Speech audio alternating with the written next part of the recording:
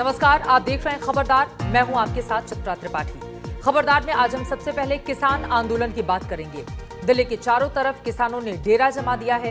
किसान संगठन टस से मस नहीं हो रहे। उन्होंने सरकार के ऑफर को भी रिजेक्ट कर दिया है। सरकार चाहती थी कि दिल्ली के बॉर्डर से हटकर किसान संगठन बुराड़ी के ग्राउंड में चले जाएं और वहां पर प्रदर्शन करें, फिर उनकी मांगों पर बातचीत होगी। लेकिन किसान संगठनों ने आज अपनी मीटिंग के बाद सरकार की कोई भी शर्त मानने से इनकार कर दिया। सरकार की तरफ से आज फिर गृह मंत्री अमित शाह ने कहा कि नए कृषि कानून किसानों के भले के लिए हैं। वहीं प्रधानमंत्री नरेंद्र मोदी ने अपने मन की बात में भी समझाया कि कैसे नए कृषि कानून किसानों का भला कर रहे हैं। यानी सरकार की तरफ से किसानों को समझाने, बुझाने और उन्हें मनाने की कोशिशें तो तेज हैं, लेकिन इसी के साथ किसान आंदोलन भी तेज हो रहा है। और अगर बातचीत का कोई रास्ता नहीं निकला तो ये सरकार के लिए बड़ी परेशानी भी बन सकता है, क्योंकि दिल्ली के बॉर्डर पर जुटे किसान संगठन लंबे आंदोलन की तैयारी करके पहुंचे हैं। भारत की संसद ने कृषि सुधारों को कानूनी स्वरूप दिया। इन सुधारों से न सिर्फ किसानों के अनेक बंधन समाप्त हुए हैं, बल्कि उन्हें नए अधिकार भी मिले हैं, नए अवसर भी मिले हैं। किसान विरोधी कानून।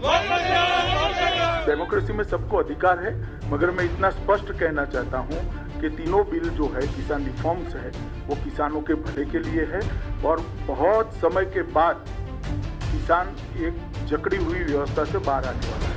राजनीतिक विरोध जिनको करना है वो कर सकता है। गृह मंत्री किसानों को मना रहे हैं, खुद प्रधानमंत्री भी समझा रहे हैं। सरकार ने समझाने बुझाने पर जोर लगा दिया, लेकिन किसानों पर किसी का जोर नहीं। 2-4 दिन नहीं, 4 महीने की तैयारी है और ये दिल्ली के 5 रास्तों पर भारी है। ये 25 पॉइंटों पर 25 जो बिंदु है उन पर बैठेंगे। हमारे पास सभी जो रहने के लिए जो ट्रैक्टर ट्राली है उनको ऐसे रूम का रूप दिया है। उनमें गद्दे लगे हैं, कपड़े हैं, खाने का सभी सामान है। हमारे साथ इतना राशन है जे 4 महीने भी हमको रोड पर बैठना पवे तो 4 महीने हमारे साथ राशन है, कोई साड़ी प्रॉब्लम नहीं है। Sonipat border, Rohtak Bahadurgarh border, Jaipur highway border, Mathura highway border, Ghaziabad border, Delhi के एंट्री पॉइंट्स पर हजारों किसान डटे हैं। अमित शाह का ऑफर नामंजूर है, फैसला कर लिया, बुराड़ी मैदान नहीं जाएंगे। नेशनल हाईवे पर, स्टेट हाईवे पर किसान भाई अपने ट्रैक्टर और ट्रॉली के साथ इतनी ठंड में खुले में बैठे हुए हैं। इस सबको मैं अपील करना चाहता हूं कि दिल्ली पुलिस आपको एक बड़े मैदान के अंदर शिफ्ट करने के लिए तैयार है। आप कृपया वहां पर जाइए। वहां पुलिस परमिशन भी आपको कार्यक्रम करने की दी जाएगी। आप वहां पर मंच भी लगा सकते हैं। जब सरकार ने गलबात को भी कंडीशन लगा दिया है, हुण असी पटारी पार्क में नहीं जाएंगे, कभी नहीं जाएंगे, क्योंकि जो असी पड़ताल किया है पटारी पार्क का, हमें पता लगा है भी वो पार्क नहीं है, वो ओपन जेल है। सरकार चाहती है कि बुराड़ी मैदान में जाकर किसान प्रदर्शन करें। बुराड़ी मैदान में जाते ही उनसे बातचीत होगी, लेकिन किसान संगठनों का आरोप है कि बुराड़ी तो ओपन जेल है। बुराड़ी जाने से उनका आंदोलन कमजोर पड़ जाएगा। गृह मंत्री के ऑफर के बाद आज किसान संगठनों ने 2 बार अपनी मीटिंग की। इसके बाद जो फैसला लिया उससे टकराव बढ़ता दिखा है। किसान संगठनों ने 6 बड़ी बातें कही हैं। पहली बात, बातचीत के लिए किसी शर्त को नहीं मानेंगे। दूसरी बात, प्रदर्शन के लिए बुराड़ी मैदान में नहीं जुटेंगे। तीसरी बात, जो जहां बैठा है वहीं बैठकर प्रदर्शन करेगा। चौथी बात, दिल्ली आने के सभी रास्तों पर बैठेंगे। पांचवी बात, 4 महीने भी सड़क पर बैठना पड़े तो बैठेंगे। 4 महीने का राशन पानी लेकर आए हैं। छठी बात, किसानों के मंच पर किसी पार्टी को नहीं बुलाएंगे। बातचीत चल रही सरकार से और उम्मीद है कि ठीक उसका हल निकलेगा। जिस हिसाब से किसान दिल्ली के चारों तरफ को आ रहा है और लोग को भी आने की तैयारी है, तो सरकार को यह है कि किसानों की बात सुने, जो उनकी डिमांड है उसको सरकार पूरा करे जब ही समस्या का समाधान निकलेगा। तो पंजाब के किसान संगठनों ने बैठक की है और सबने सर्वसम्मति से तय किया है कि ऐसे शर्तों को वो कतई नामंजूर करते हैं और शर्तों के साथ बातचीत करने के इस ऑफर को उन्होंने स्पष्ट रूप से ठुकरा दिया है। सरकार की अपील के बाद भी जब किसान नेता नहीं मान रहे, किसान संगठन दिल्ली के बॉर्डर पर टिके हैं, जब बातचीत का रास्ता नहीं निकल रहा, तो सवाल यह है कि इस स्थिति से बाहर कैसे निकलेंगे। सरकार पर दबाव बढ़ रहा है। देखिए, भारत सरकार किसानों से, किसान यूनियन से उनकी समस्याओं को लेकर लगातार 3 दौर की वार्ता कर चुकी है। कृषि सुधार कानूनों का एमएसपी से कोई लेना देना नहीं। एमएसपी पहले भी चालू थी, अभी भी एमएसपी पर खरीद हुई है और आने वाले कल में भी वो खरीद होती रहेगी। सरकार किसानों को भरोसा दे रही है, बातचीत के लिए कह रही है, कृषि कानूनों को किसानों के भले के लिए बता रही है, लेकिन किसान संगठनों को सरकार पर भरोसा नहीं है। दिल्ली से मौसमी सिंह, अरविंद ओझा और हिमांशु मिश्रा के साथ आज तक ब्यूरो। दिल्ली बॉर्डर की स्थिति यह है कि कई जगहों पर किसान 3-4 दिन से लगातार डटे हुए हैं। कई जगहों पर किसान दिल्ली में एंट्री करने की बार-बार कोशिश कर रहे हैं। इन्हें दिल्ली आने से रोकने में पूरी की पूरी फोर्स लगी है, लेकिन जैसे जैसे समय बीत रहा है, प्रदर्शनकारी किसानों की संख्या भी लगातार बढ़ती जा रही है। नए नए जत्थे आ रहे हैं और किसान ट्रैक्टर ट्रॉली राशन लेकर पूरी तैयारी के साथ आए हैं। दिल्ली के बॉर्डर की ग्राउंड रिपोर्ट आपको दिखाते हैं।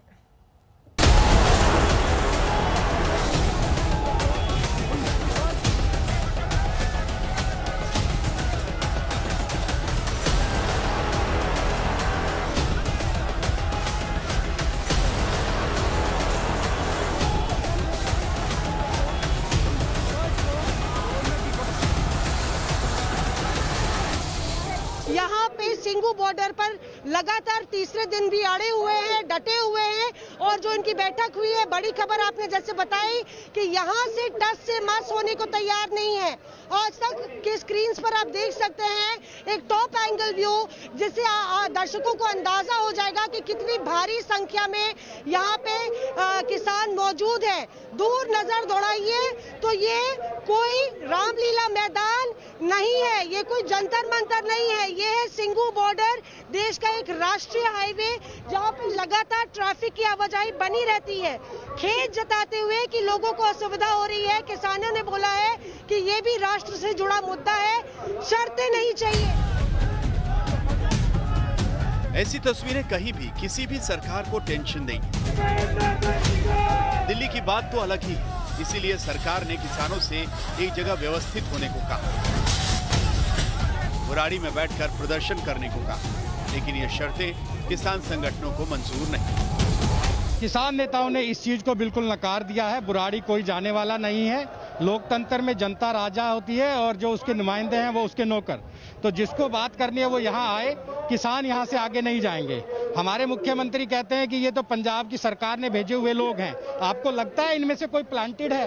ये किसान है, रियल किसान है। और आज आपको बता दें कि ये लोग पूरा बोरिया बिस्तरा लेके आए हैं।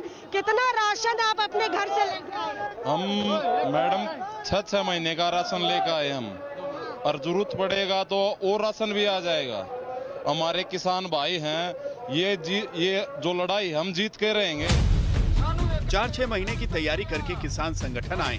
किसान संगठनों की रणनीति साफ है, दिल्ली को चारों तरफ से घेरना है, पीछे नहीं हटना है। दिल्ली में किसानों की एंट्री रोकने के लिए सबका पसीना छूट गया है।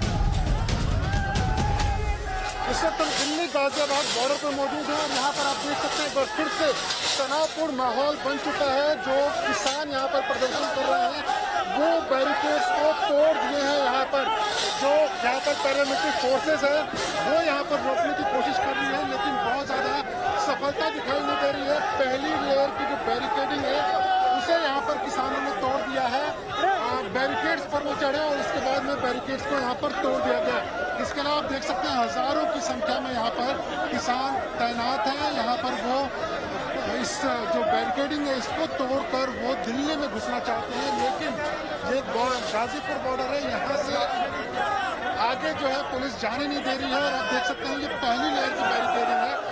ठीक बाईं तरफ अगर मेरे कैमरा पर्सन आपको वकार दिखा पाए तो बाईं तरफ एक और बैरिकेडिंग के लिए आ रहा है, वहाँ पर भी पुलिस वाले भारी संख्या में तैनात हैं, लेकिन जो किसान है वहाँ यहाँ पर वो कोशिश कर रहे हैं कि जो बैरिकेड्स है उसको तोड़कर आगे जाया जाए। पीछे ट्रैक्टर, ट्रॉली और उसके अलावा हजारों की संख्या में किसान अभी भी तैनात है और कोशिश कर रहे हैं कि बैरिकेड को तोड़कर वो आगे जा पाए। ट्रैक्टर ट्रॉली लेकर पूरी तैयारी के साथ हजारों किसानों ने दिल्ली पर 3 दिन से धावा बोला है। इन किसानों में हर दिन नए जत्थे जुड़ रहे हैं। एक तरफ जहां सिंगू बॉर्डर पर किसानों ने मीटिंग करके ऐलान कर दिया है कि वो सिंगू बॉर्डर से नहीं हटेंगे, तो वहीं दूसरी तरफ पुलिस के लिए मुश्किलें बढ़ती जा रही है। देखिए दूसरी तरफ सामने की तरफ से भारी तादाद में जो किसान हैं वो सिंगू बॉर्डर की तरफ बढ़ रहे हैं और यहाँ पर जो पुलिस है वो हाई अलर्ट पर रख दी गई है।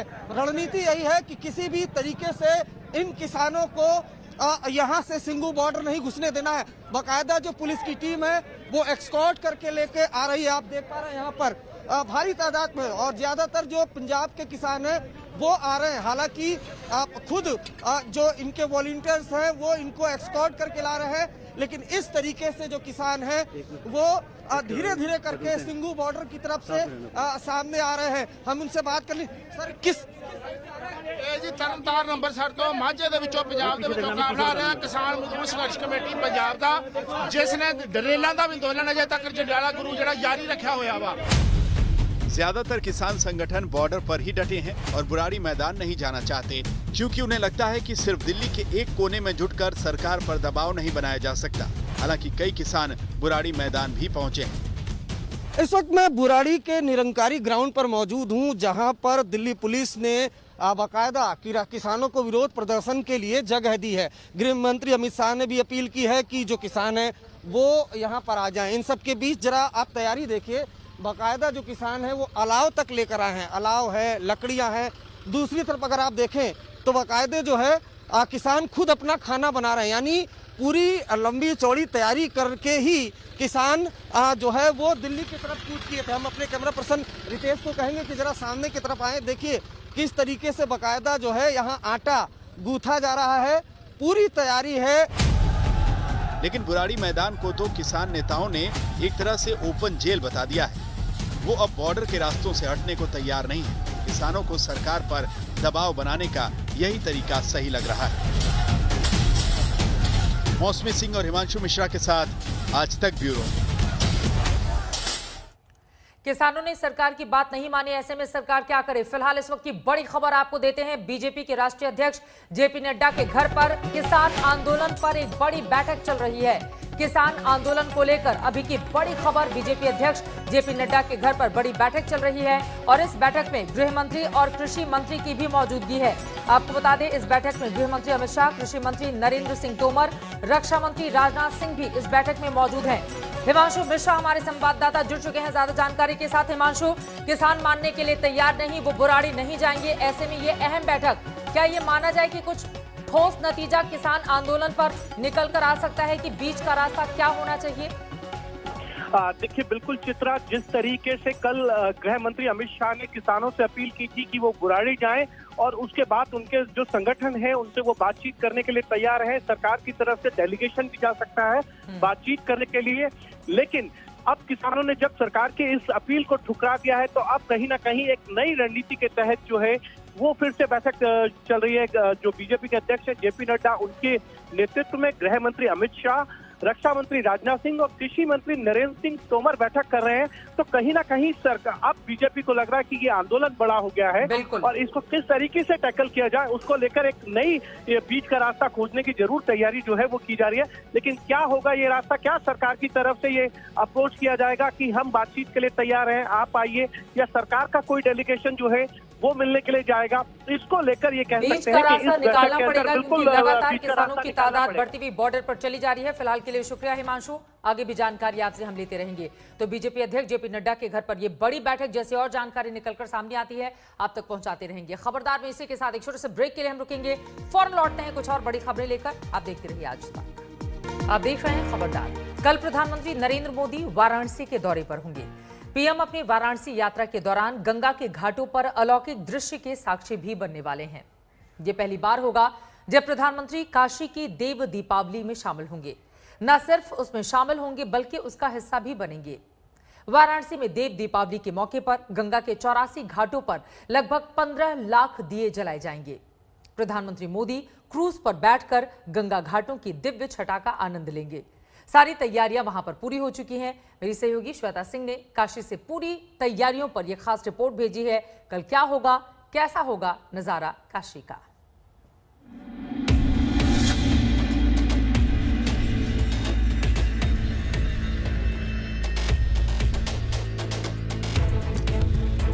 गंगा की लहरों पर उल्लास का उत्सव होगा। घाटों के किनारों पर उमंगों का मेला होगा। देवताओं के स्वागत में मोक्ष धरा का श्रृंगार हो रहा है।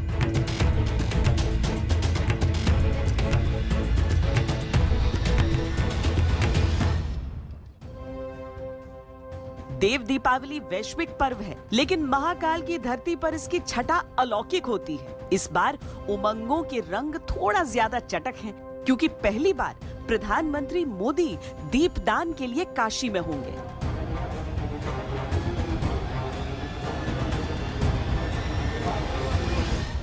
प्रधानमंत्री नरेंद्र मोदी यूं तो वाराणसी कई बार आए हैं, लेकिन देव दीपावली के अवसर पर पहली बार वो वाराणसी आ रहे हैं।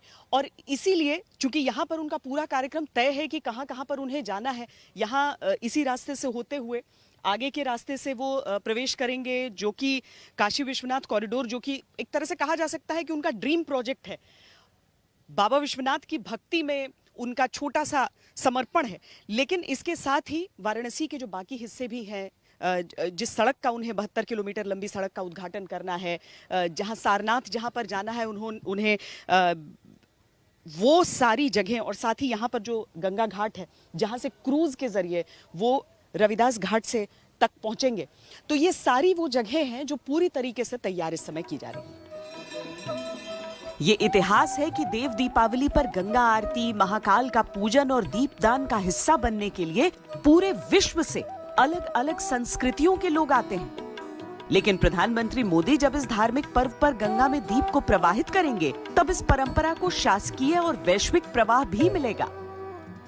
ये ठीक वैसे है जैसे अयोध्या में दीपावली मनाई तो तब से जाती रही है जब से मानव सभ्यता के प्रमाण मिलते हैं। लेकिन जिस तरह शासकीय व्यवस्था ने इसे दीपोत्सव के तौर पर विकसित किया, तो ये उत्सव स्थापित हो गया। बीते 4 साल से अयोध्या का दीपोत्सव दीपावली की पहचान बन गया। कार्तिक पूर्णिमा पर काशी के 84 घाटों पर अद्भुत दृश्य होगा। छटा ऐसी होगी कि पहले के तमाम देव दीपावली का वैभव पीछे छूट जाए। काशी तट लगभग 15 लाख दीप से जगमगा उठेगा। पहला दीपक खुद प्रधानमंत्री नरेंद्र मोदी के हाथों से प्रज्वलित होगा। देव दीपावली का ये पर्व, जिसमें हर साल हजारों लाखों विदेशी यहाँ पर आते हैं, देश के लोग यहाँ पर आते हैं सिर्फ इस पर्व का हिस्सा बनने के लिए, क्योंकि जितने भी देवता हैं सब उस समय आते हैं काशी, इस नगरी में आते हैं, बाबा भोलेनाथ की नगरी में आते हैं। सब पहली बार हो रहा है कि प्रधानमंत्री नरेंद्र मोदी यहाँ पर आ रहे हैं। कुमार अभिषेक और मैं आपके लिए हर खबर इसकी लाएंगे, लेकिन अभिषेक, जैसे दीपोत्सव हो गया अयोध्या के लिए, हम ये समझ सकते हैं कि देव दीपावली भी एक तरह से दूर दूर तक जिसने नहीं भी सुना था उसको कहानी पहुंचेगी। बिल्कुल, दीपोत्सव की कह सकते हैं कि एक बड़ी सफलता। 6.5 लाख दिए के बाद 15 लाख दिए जलाने की योजना है।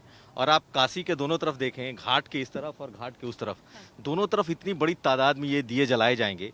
कहा जाता है कि भगवान शंकर इस दिन आए थे देव दिवाली के दिन, और तमाम जो देवता हैं वो उतरते हैं। तो ये पहले से लोग जो धार्मिक, जो श्रद्धालु हैं, पहले से रहे हैं, लेकिन इस बार ये खास होने जा रहा है।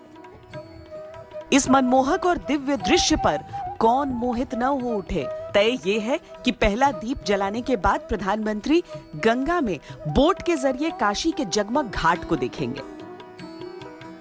वाराणसी एक ऐसा शहर है ना जिसके लिए कहा जाता है, जैसे शिव और शव की बात कर रहे हैं अभिषेक, तो वैसे ही यहाँ पर तो मृत्यु को भी एक उत्सव के तौर पर मनाया जाता है। यहाँ का जो उत्सव होता है वैसा आपको पूरे विश्व में कहीं देखने के लिए नहीं मिलेगा। आप इस ओर के घाटों पर, सीढ़ियों पर जो प्रज्वलित होंगे दीपक, या फिर दूसरे छोर पर जहां पर रेत है वहां भी टिमटिमाते दीप। प्रधानमंत्री पहला दीप प्रज्वलित करके देव दीपावली का उसे गंगा की लहरों में छोड़ेंगे और उसके बाद यहां उत्सव जो शुरू होगा वो अपने आप में अद्भुत होगा। वाराणसी के घाटों पर इस बार का लेजर शो लोगों के आकर्षण का केंद्र भी होगा। जिस तरीके से अयोध्या के लेजर शो ने दुनिया को उसकी दीपावली की भव्यता से रूबरू कराया, कुछ वैसी ही कोशिश इस बार वाराणसी के घाटों पर भी होगी। 15 लाख दिए की बात है। 15 लाख, अब आप कल्पना करिए यहाँ से लेकर के पूरा जो घाट है बनारस का, ये कैसा भव्य दिखेगा, कैसा सुंदर नज़ारा इसका दिखेगा। न सिर्फ दिए होंगे बल्कि इस पूरे रास्ते में लेज़र लाइट शो होंगे, जहाँ के प्रधानमंत्री खुद रुक करके जो चेत सिंह किला है वहाँ खुद भी देखेंगे।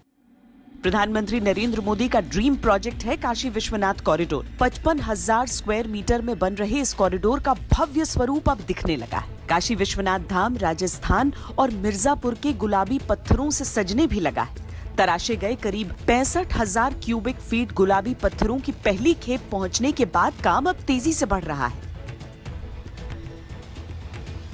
8 मार्च 2019 को प्रधानमंत्री नरेंद्र मोदी ने पहली ईंट रखी थी विश्वनाथ धाम की, और उसके बाद से यहाँ पर निर्माण ने जिस तरीके से रफ्तार पकड़ी है, आप देख सकते हैं यहाँ पर दावा किया जा रहा है और ये वादा भी किया जा रहा है कि अगले साल के मध्य तक ये जो पूरा कॉरिडोर है वो पूरा हो जाएगा। यहाँ पर अगर आप देखेंगे तो ये जो पत्थर जिनसे निर्माण हो रहा है ये सब तराश कर लाए जा रहे हैं गुजरात से। हालांकि जो पत्थर हैं वो हैं जयपुर के और मिर्जापुर से आ रहे हैं ये पत्थर। जयपुर के जो पत्थर जिनका राम मंदिर निर्माण के लिए भी, अयोध्या में राम मंदिर निर्माण के लिए भी जिनका प्रयोग हो रहा है, और कमोवेश जिस तरीके से वहां पर निर्माण हो रहा है, यानी कि वो खांचे के साथ आते हैं और खांचों को खांचों में फिट करके उसके बाद यहाँ पर, ताकि इससे क्या होता है कि जो निर्माण की गति होती है मंदिर निर्माण की वो बहुत ज़्यादा बढ़ जाती है। इनमें पूरी तरीके से टैग लगाकर ये भेजे जाते हैं ताकि पता रहे कि कौन सा हिस्सा कहाँ पर फिट होना है।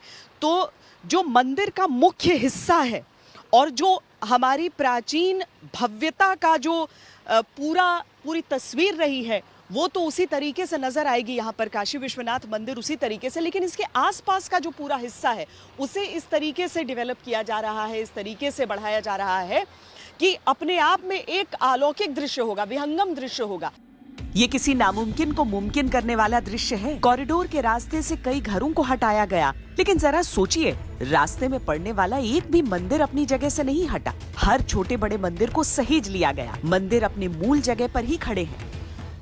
तो ये वो समूचा क्षेत्र है जहाँ पर पहले घर हुआ करते थे, लेकिन जब इस कॉरिडोर के लिए इस पूरे इलाके को नियंत्रण में लिया गया और घरों को यहाँ से हटाया गया, तोड़ा गया, तो देखिए इस तरीके से ये सारे मंदिर यहाँ पर छोटे छोटे बाहर निकले।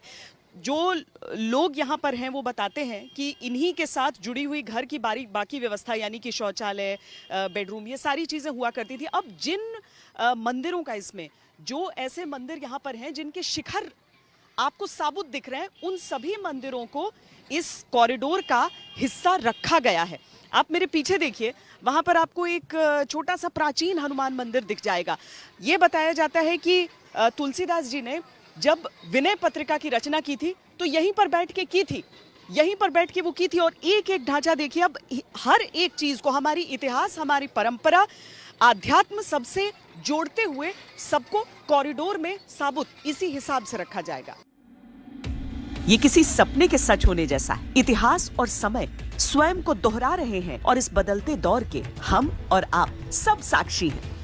आप लोग काशी विद्यापीठ में फाइन आर्ट्स के स्टूडेंट हैं, क्या यहाँ पर प्रदर्शन?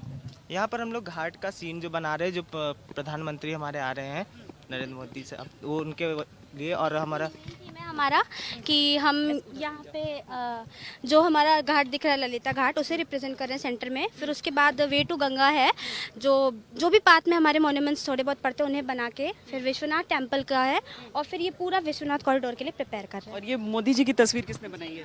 हमारे सीनियर भैया ने। अच्छा, उन्होंने बनाई है। यहाँ पर आप लोग बनारस को बदलते देख रहे हैं अपनी आंखों के सामने। हाँ, काफ़ी ज़्यादा चेंज है। 15 लाख दियों के बीच शिव की नगरी अद्भुत छटा बिखेरेगी। वो नजारा ऐसा होगा मानो आसमान में जगमग सितारे हैं और जमीन पर भी कुछ सितारे उतर आए हैं, टिमटिमा रहे हैं। शिव की अविनाशी काशी अपने अलौकिक रूप में फिर से जगमगाएगी। कुमार अभिषेक और कैमरा पर्सन हितेश कुमार के साथ श्वेता सिंह, वाराणसी, आज तक। 15 लाख दियों के साथ साक्ष्य बनेंगे प्रधानमंत्री नरेंद्र मोदी। हर एक तस्वीर आप तक हम पहुंचाते रहेंगे। आगे बढ़ते हुए आपको लेकर चलते हैं हैदराबाद नगर निगम चुनाव की बात कर लेते हैं। शायद ही इस चुनाव से पहले हैदराबाद का नगर निगम का चुनाव इतना ज्यादा चर्चा में रहा हो। आज कैंपेन के आखिरी दिन हैदराबाद में राजनीतिक शक्ति प्रदर्शन की बाढ़ सी आ गई। गृह मंत्री अमित शाह का मेगा रोड शो हुआ। AIMIM के अध्यक्ष Asaduddin Owaisi door to door campaign के जरिए माहौल बना रहे थे, लेकिन सबसे धारदार एक्शन अमित शाह के रोड शो में दिखा। इस रोड शो से पहले गृह मंत्री हैदराबाद में पार्टी का भाग्य बदलने के लिए भाग्य लक्ष्मी मंदिर पहुंचे और मां लक्ष्मी की पूजा अर्चना की। इसके बाद अमित शाह के रोड शो में हैदराबाद भगवा रंग में रंगी हुई दिखी। अमित शाह ने निजाम कल्चर पर निशाना साधा, डायनेस्टी से डेमोक्रेसी की तरफ हैदराबाद को ले जाने की बात कही, परिवारवाद पर निशाना साधा। हैदराबाद के अब तक IT हब ना बनने के लिए TRS और कांग्रेस पर जमकर निशाना साधा। इसके साथ ही रोहिंग्या को लेकर ओवैसी की कथनी और करनी पर भी हमला बोला और यह भी दावा किया कि हैदराबाद का अगला मेयर भारतीय जनता पार्टी का होगा। हालांकि इस हमले पर असदुद्दीन ओवैसी की तरफ से भी जोरदार हमला किया गया।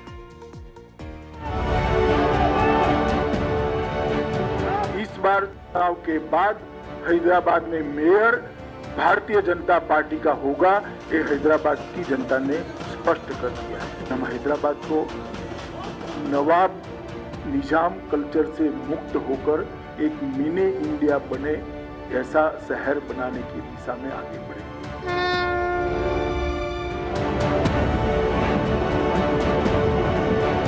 दक्षिण का दरवाजा कहे जाने वाले हैदराबाद में अमित शाह के रोड शो का भव्य नजारा देखिए। हर तरफ भगवा रंग में रंगा दिख रहा है हैदराबाद। रास्ते बीजेपी के झंडों से पटे हुए थे। सड़क पर कार्यकर्ताओं की भारी भीड़ उमड़ी थी। शाह की मौजूदगी में कार्यकर्ताओं के जोश का ठिकाना नहीं था।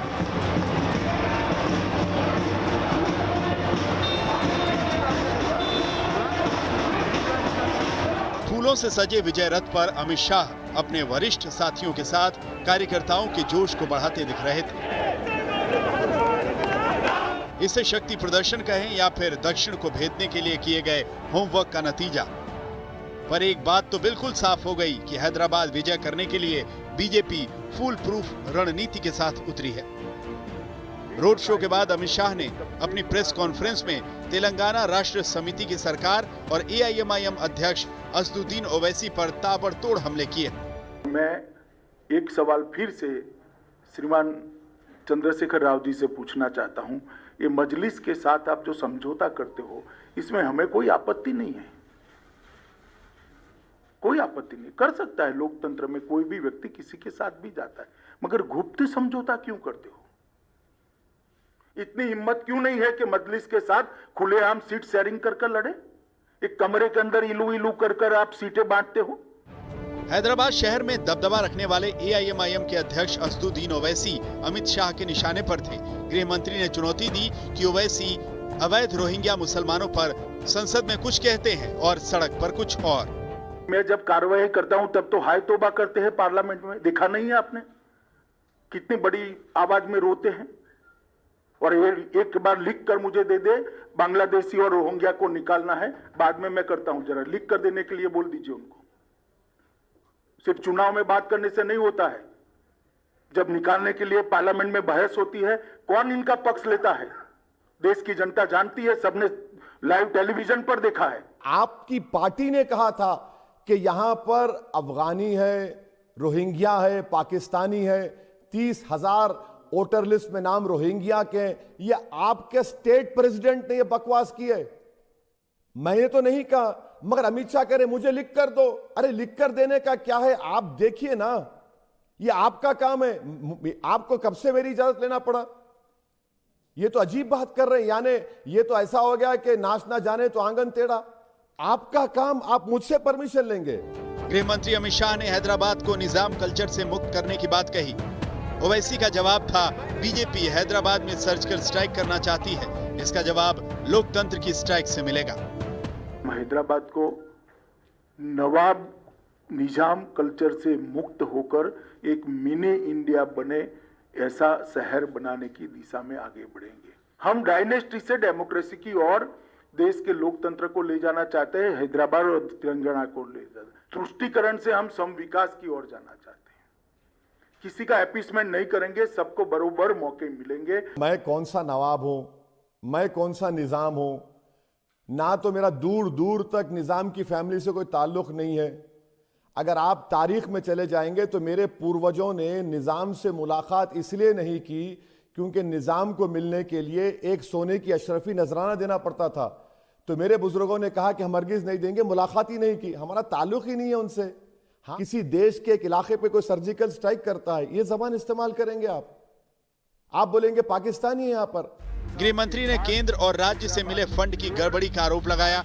हैदराबाद को आईटी हब बनने ना देने के लिए टीआरएस और कांग्रेस को सबसे बड़ा रोड़ा बताया। लोगों को डूबते हैदराबाद की तस्वीर याद दिलाई। सवाल पूछा, शहर कैसे डूबा? ओवैसी और मुख्यमंत्री के चंद्रशेखर राव कहां थे? मैं हैदराबाद की जनता को विश्वास दिलाना चाहता हूं कि एक बार आप भारतीय जनता पार्टी को यहां मौका दीजिए। हम सारे इलीगल कंस्ट्रक्शन जो पानी की निकास के मार्ग में है उसको हटाकर कभी भी हैदराबाद के अंदर पानी भरे ऐसी स्थिति नहीं रहने देंगे। मैं आज ये प्रेस वार्ता में ये भी पूछना चाहता हूं कि जब पानी भर गया तब श्रीमान केसीआर कहां थे? तेलंगाना में बीजेपी ने 2019 के लोकसभा चुनाव में करीब 20% वोट के साथ 4 लोकसभा सीट जीती थी। यानी तेलंगाना में बीजेपी ने वोट बेस बना लिया है। यही वजह है कि हैदराबाद नगर निगम चुनाव में पार्टी ने पूरी ताकत झोंक दी है। कह सकते हैं दक्षिण के राज्यों को पूरी तरह भगवा रंग में रंगने में बीजेपी का प्रयोग जमीन पर दिखने लगा है। बीजेपी नगर निगम का मोर्चा जीतकर बड़ी लड़ाई अपने नाम करने की कोशिश में है। आशुतोष मिश्रा के साथ आशीष पांडे, हैदराबाद, आज तक। 1 तारीख को वोटिंग होगी, 4 तारीख को आएंगे नतीजे। देखना दिलचस्प रहेगा कौन पड़ता है किस पर भारी। उधर उत्तर प्रदेश में धर्म परिवर्तन के खिलाफ नए कानून यानी कि एंटी लव जिहाद कानून का खाता खुल गया है। इस कानून के तहत बरेली के एक केस में पहली एफआईआर हुई है। इस केस में पीड़ित परिवार ने उबैर खान नाम के आरोपी के खिलाफ शिकायत की थी, जिसने पीड़ित लड़के से फ्रॉड किया और उस पर धर्म परिवर्तन का दबाव बनाया। लेकिन अब धर्म परिवर्तन का दबाव डालने वाले या फिर धर्म परिवर्तन कराने वाले ऐसे धोखेबाजों पर एक्शन शुरू हो गया है। चोरी छिपे, नाम छुपा करके, स्वरूप छुपा करके जो लोग बहन बेटियों की इज्जत के साथ खिलवाड़ करते हैं, उनको पहले से मेरी चेतावनी, अगर वे सुधरे नहीं तो राम नाम सत्य है की यात्रा अब निकलने वाली है। लव जिहाद पर यह चेतावनी मुख्यमंत्री योगी आदित्यनाथ ने पहले ही दे दी थी। अब तो कानून भी बन चुका है। इसी कानून के तहत बरेली में पहली एफआईआर भी दर्ज हुई है और पहली बार यूपी में गैर कानूनी धर्म परिवर्तन के लिए नए कानून की धाराओं का इस्तेमाल हुआ है। कल थाना देवरानी क्षेत्र में एक व्यक्ति ने आकर तहरीर दी थाने पर कि उसी का पड़ोसी उवैस नाम का एक लड़का उसकी लड़की को तंग करता है लंबे समय से और धर्मांतरण के लिए दबाव बनाता है ताकि वो उससे शादी कर ले। कल ही जो अध्यादेश लागू हुआ था उसी अध्यादेश की धारा 3 और 5 के तहत मुकदमा लिखा गया और अन्य धाराएं भी इसमें आईपीसी की लगाई गई। पीड़ित परिवार ने आरोप लगाया है कि उनकी बेटी को उबैस नाम के एक आरोपी ने झांसा दिया, गुमराह करके अपने जाल में फंसाया, 1 साल पहले अगवा भी किया। जब पुलिस ने पीड़ित लड़की को ढूंढ निकाला और वो घर आई, तब भी आरोपी ने पीछा नहीं छोड़ा और उस पर धर्म परिवर्तन का दबाव बनाता रहा। वो लड़की पढ़ने जाती थी, उसी समय से ये लड़का उस लड़की के साथ बदतमीजी कर रहा है। एक बार भगा के भी ले गया, फिर गांव के लोगों ने इसे समझा दिया मगर नहीं मान रहा है, बदतमीजी पे चालू है, मतलब सुधर नहीं रहा है बिल्कुल वो, तो इसके खिलाफ उचित कार्रवाई की है। आरोपी उबैस अभी फरार है, उसे जल्द से जल्द गिरफ्तार करने की कोशिश है। लव जिहाद के खिलाफ बने नए कानून में इस तरह के धोखे और ऐसे आरोपियों के लिए कड़े प्रावधान हैं। दोष सिद्ध होने पर इसमें 5 साल तक की सजा हो सकती है। आज तक ब्यूरो। तो पहली एफआईआर दर्ज हो गई है लेकिन आरोपी फरार है। इसी के साथ खबरदार में एक छोटे से ब्रेक के लिए हम रुकेंगे, फौरन लौटते हैं। आप देखते रहिए आज तक। खबरदार में आज की हर बड़ी खबर हमने आप तक पहुंचाई, लेकिन एक बार फिर से आपको याद दिला दें, कोरोना की वैक्सीन अभी आने वाली है, लेकिन जब तक दवाई नहीं तब तक ढिलाई नहीं। एक ब्रेक के लिए रुकेंगे। खबरें आज तक पर लगातार जारी हैं, आप देखते रहिए आज तक। नमस्कार, मैं हूं अंजना ओम कश्यप। हमें उम्मीद है ये वीडियो आपको पसंद आया होगा। लेटेस्ट खबरों के लिए यूं ही देखते रहिए आज तक और इस वीडियो के पसंद आने पर लाइक, शेयर एंड सब्सक्राइब करना ना भूलें।